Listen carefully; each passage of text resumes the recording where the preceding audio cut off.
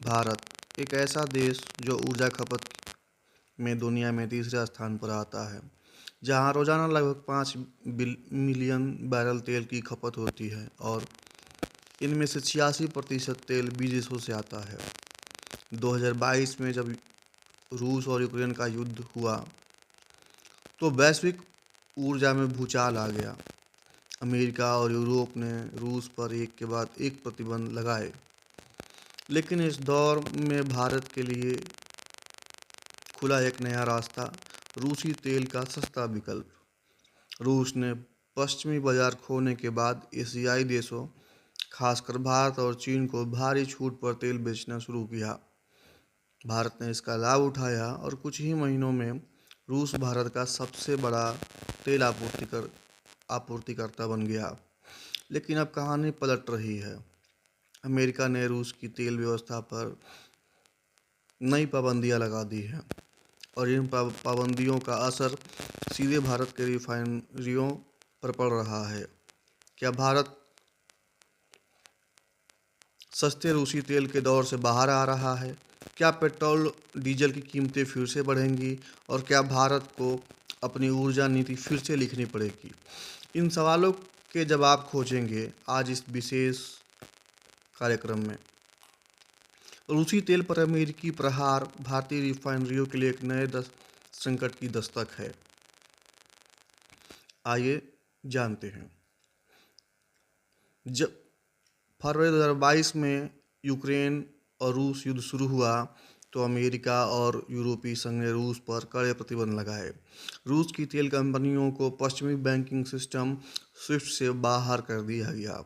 पश्चिमी देशों ने रूसी तेल आयात पर प्राइस कैप भी लगा दिए, यानी $60 प्रति बैरल से अधिक दाम पर रूस का तेल कोई नहीं खरीदेगा। लेकिन रूस ने तुरंत अपने व्यावसायिक समीकरण बदल दिए।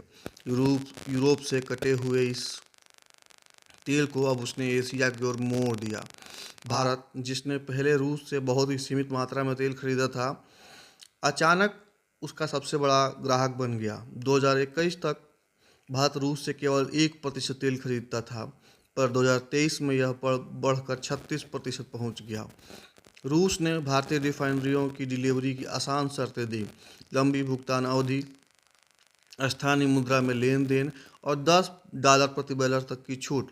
रिफाइनरियों जैसे Reliance industries, Indian oil corporation, Bharat petroleum और नायरा एनर्जी ने इस अवसर का पूरा लाभ उठाया। भारत ने साल 2023 में रूस से लगभग 175 मिलियन बैरल तेल प्रतिदिन आयात किया, जो इतिहास में सबसे ऊंचा स्तर था। सस्ते तेल ने भारत को मुद्रास्फीति से राहत दी, पेट्रोल डीजल के दाम स्थिर रहे और सरकार को भी वैश्विक आर्थिक संकट के बीच सांस लेने का स्थान मिला। लेकिन हर कहानी की तरह यह राहत भी अस्थायी थी। लेकिन हर कहानी की तरह यह राहत भी अस्थायी थी।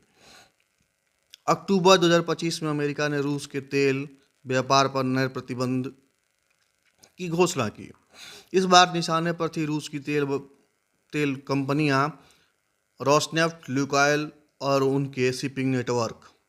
अमेरिका के ट्रेजरी डिपार्टमेंट ने कहा, जो भी देश या कंपनी रूस की तेल बिक्री में मदद करेगा उस पर द्वितीयक प्रतिबंध लगाया जाएगा। इसका अर्थ साफ था, अब रूस का तेल खरीदना सिर्फ आर्थिक नहीं बल्कि राजनीतिक खतरा भी बन गया। बीमा कंपनियां, शिपिंग कंपनियां और बैंक रूसी तेल से दूरी बनाने लगे। जिन जहाज़ों से रूस से सस्ता तेल आता था, उनमें से कई पर अब इंश्योरेंस नहीं मिल रहा है। भुगतान चैनल, खासकर दुबई और हांगकांग के बैंकों के जरिए होने वाले ट्रांजैक्शन अब सिक्योरिटी में हैं। परिणाम यह हुआ कि भारत आने वाला रूसी तेल महंगा पड़ने लगा।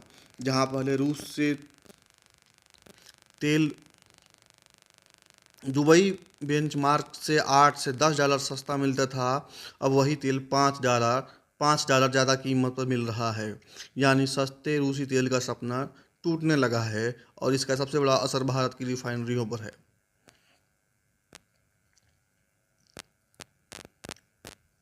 अमेरिकी पाबंदियों का सीधा असर भारत के रिफाइनिंग सेक्टर पर दिखाई देने लगा है। भारत की सबसे बड़ी निजी निजी रिफाइनरी रिलायंस इंडस्ट्री लिमिटेड, जो पहले रूस से भारी मात्रा में तेल खरीदती थी, अब उसने रूसी सप्लायर्स के साथ नए अनुबंध रोक दिए हैं। इंडियन ऑयल कॉरपोरेशन, जो भारत की सबसे बड़ी सरकारी रिफाइनरी है, ने भी कई रूसी शिपमेंट्स को रोक कैंसिल कर दिया है। भारत पेट्रोलियम और मैंगलोर रिफाइनरी ने भी वैकल्पिक स्रोतों की तलाश कर दी है, जैसे सऊदी अरब, इराक और अमेरिका जाने वाले क्रूड। रूस से आने वाले कार्गो पर अब बीमा और परिवहन लागत पहले से दोगुनी हो गई है। जहां यह दो जहां यह पहले $2 प्रति बैरल थी, अब $4 से $5 तक पहुंच चुकी है। कुल मिलाकर भारत के लिए रूसी तेल अब पहले जैसा सस्ता सौदा नहीं रह गया है। यहाँ तक कि नायरा एनर्जी जैसी कंपनियां, जिनमें खुद रूस की रोसनेफ्ट की हिस्सेदारी है, अब भी पेमेंट चैनल्स और शिपमेंट ट्रैकिंग के दबाव में फंसी हुई हैं। रिफाइनिंग दर घटने लगी है। सितंबर 2025 में भारत की कुल रिफाइनिंग यूटिलाइजेशन 19 महीने के निचले स्तर पर आ गई है। यह संकेत है कि रिफाइनरी अब सतर्क हैं कि वे या तो उत्पादन घटा रहे हैं या नए तेल मिश्रण की ओर शिफ्ट हो रहे हैं। सस्ते रूसी तेल से मुनाफा कमाने का जो दौर था, अब वह इतिहास बनने जा रहा है। अब बात करते हैं इस संकट के व्यापक आर्थिक प्रभाव की। सबसे पहले तेल कीमतें। जब रिफाइनरियों की लागत बढ़ेगी तो स्वाभाविक है कि इसका असर रिटेल कीमतों पर भी पड़ेगा। हालांकि सरकार ने अभी तक पेट्रोल और डीजल की दरों में कोई बदलाव नहीं किया है, लेकिन यह राजनीतिक स्थिरता का निर्णय है, आर्थिक नहीं। क्योंकि जैसे जैसे रूस से सस्ते आयात घटेंगे, वैसे वैसे भारत को मध्य पूर्व या अमेरिकी क्रूड महंगे दामों पर खरीदना पड़ेगा। दूसरा असर मुद्रास्फीति पर। तेल की कीमत बढ़ती है तो परिवहन लागत, खाद्य वितरण और औद्योगिक उत्पादन पर यह प्रभाव पड़ सकता है। एक अनुमान के अनुसार यदि क्रूड की औसत कीमत $10 प्रति बैरल बढ़ती है तो वो भारत की मुद्रास्फीति में 0.4% तक बढ़ सकती है। तीसरा असर वित्तीय घाटे पर। महंगे तेल का मतलब अधिक आयात बिल। 2024-25 में भारत का क्रूड ऑयल बिल पहले ही $180 से ऊपर जा चुका। अब रूस की सप्लाई से कमी में यह बिल और बढ़ेगा। और चौथा, रुपये पे दबाव। जैसे जैसे विदेशी मुद्रा में भुगतान बढ़ेगा, वैसे वैसे डॉलर की मांग भी बढ़ेगी, जिससे रुपया कमज़ोर हो सकता है। इसका असर न सिर्फ पेट्रोल पंप पर बल्कि आम भारतीय की जेब पर पड़ सकता है। अब सवाल उठता है कि क्या यह सिर्फ आर्थिक मामला है या इसके पीछे भूज राजनीतिक भी छिपी है। दरअसल यह पूरा घटनाक्रम अमेरिकी रणनीति का हिस्सा है। अमेरिका नहीं चाहता कि रूस एशियाई बाजारों में अपनी ऊर्जा शक्ति बनाए रखे। भारत के लिए स्थिति जटिल है। एक और रूस है जो दशकों से रक्षा और ऊर्जा में भारत का मित्र रहा है, और दूसरी ओर अमेरिका है जो आज भारत का प्रमुख सामरिक और तकनीकी साझेदार है। अमेरिका के प्रतिबंधों के बीच भारत को एक नए नागरिक संतुलन साधना पड़ रहा है। भारत ने अभी तक किसी भी पश्चिमी प्राइस कैप को औपचारिक रूप से स्वीकार नहीं किया है, लेकिन उसने उसका उल्लंघन भी नहीं किया है। यह एक कूटनीतिक संतुलन है जहां भारत अपने हितों की रक्षा करते हुए न किसी खेमे की तरह जाता है, न किसी से टकराता है। कहा जा सकता है कि भारत आज दुनिया के सबसे कठिन ऊर्जा राजनीतिक खेल खेल रहा है, जहां हर कदम उसे तेल, डॉलर और कूटनीति तीनों का संतुलन बनाए रखना है। तो अब सवाल यह है, इस बदलती स्थिति में भारत को क्या करना चाहिए। पहला कदम, ऊर्जा स्रोतों का विविधीकरण। भारत को अब केवल रूस या मध्य पूर्व पर निर्भर नहीं रहना चाहिए। अफ्रीका, लैटिन अमेरिका और अमेरिका से भी दीर्घकालिक अनुबंध करने की ज़रूरत है। दूसरा कदम, घरेलू उत्पादन बढ़ाना। भारत में कई गहरे समुद्री और सेल क्षेत्र हैं जिनका दोहन अभी सीमित है। ओएनजीसी और वेदांता जैसी कंपनियों को इस पर प्रोत्साहन देना होगा। तीसरा, रणनीतिक पेट्रोलियम भंडार का उपयोग। यह भारत के पास 5.3 मिलियन टन का भंडारण है, लेकिन इसे आपातकालीन स्थितियों में सक्रिय रूप से इस्तेमाल करने की रणनीति बनानी होगी। चौथा, ऊर्जा परिवर्तन पर ध्यान। सौर, पवन और हरित हाइड्रोजन जैसी विकल्पों, ऊर्जा स्रोत पर निवेश। भारत को भविष्य में तेल संकटों से बचा सकता है। भारत को यह समझना होगा कि राजनीति अब सप्लाई की नहीं बल्कि कंट्रोल की राजनीति है। जो नियंत्रित करेगा वही भविष्य तय करेगा।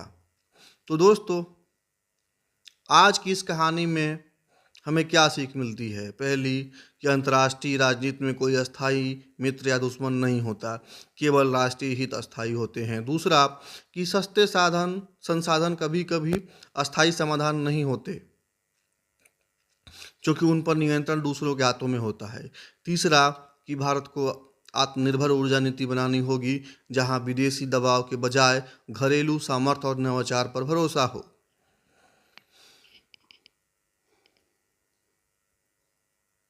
रूस से आने वाला सस्ता तेल अब इतिहास बन सकता है, लेकिन इस इतिहास से भारत एक नया सबक जरूर लेगा कि भविष्य की ऊर्जा नीति सिर्फ अर्थशास्त्र नहीं बल्कि रणनीति भी है। रूसी तेल पर अमेरिकी प्रहार से हमें यह याद दिलाया है कि वैश्विक संतुलन अब ऊर्जा के माध्यम से तय हो रहा है, और इस दौड़ में भारत को न सिर्फ भाग लेना है बल्कि नेतृत्व करना भी है। दोस्तों, अगर आपको हमारा कंटेंट पसंद आया हो तो चैनल को लाइक करें और सब्सक्राइब करें। धन्यवाद।